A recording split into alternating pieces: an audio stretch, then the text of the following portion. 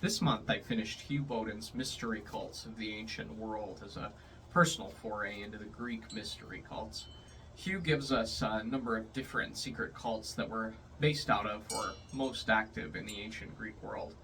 I think that anyone could use an academic perspective on this history because it lays the groundwork for most other Western alchemical or esoteric study. Additionally, it is a refreshing reminder of what communal religious experience can look like. The cults that the book covers are a broad spectrum, but the one that Bowden spends the most time discussing is that most famous Greek cult, the Eleusinian Mysteries. These were of particular interest to me because they are of a goddess worship cult, and they work as an important step on the bridge between our occult ancestors and modern esoteric religious and pseudo-religious movements. The importance of them as a goddess worship cult lies in the fact that we can juxtapose them against the patriarchal religious schools more commonly associated with Western culture and mythology. Many of us have a solid understanding that the Greek gods Zeus, Poseidon, and Hades sit atop the Greek pantheon as they were the direct children of the Titans and overthrew them in the Titanomachy.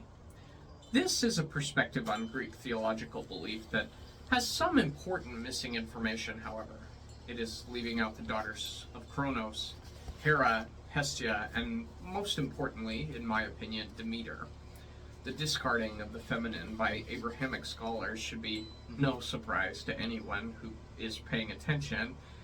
To the Greeks, however, these goddesses were of incredible importance.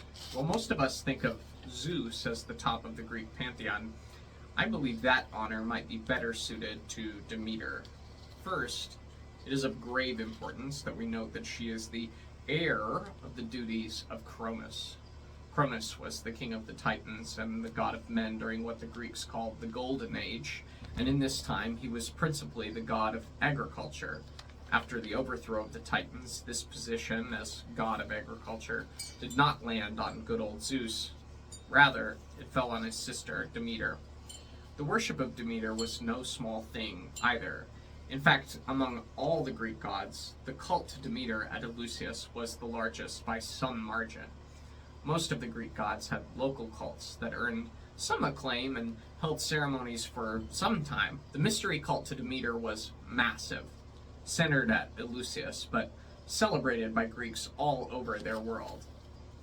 Demeter was worshipped as an open secret for almost 1,000 years. It must also be said that just this one story of Demeter, as we understand it from the Homeric hymns, gave the Greeks their understanding of so much of our world. It was her story, not the other gods, that gave the Greeks an explanation for the origins of agriculture, the cyclical nature of time, and of course, the promise of a chance at a good life after death. This begins to touch on a common theme of why esoteric mythology is so important to study, and also why it remains taboo. These mystery cults, secret then as they are to us now, are about those things the men of history who tried to define us as a people detested. They are about the worship of nature. They are about the worship of the divine feminine. Some share in radical rituals that would leave those at the helm of our age in a great sweat. These are places where the shadows of our projections onto history show us that they were alive and thriving. These are the places where we witness the humanity of our ancestors. Additionally, I think that it is clear to anyone who begins to dip their feet into this stuff that it goes far beyond that millennia where Demeter was the focus of our whispering gatherings in the woods. Bowden also covers the cult of Isis, which ties itself nicely as the missing link between the goddess worship of the Greeks and the ancient cults of Egypt.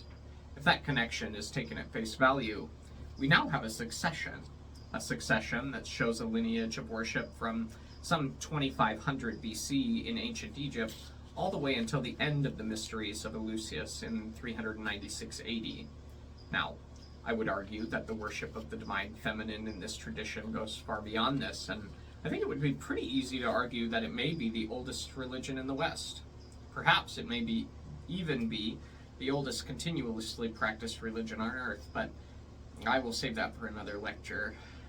Regardless, With just these two mystery cults, we have a 3,000-year legacy of feminine worship that tends to get glossed over in the European summation of ancient history.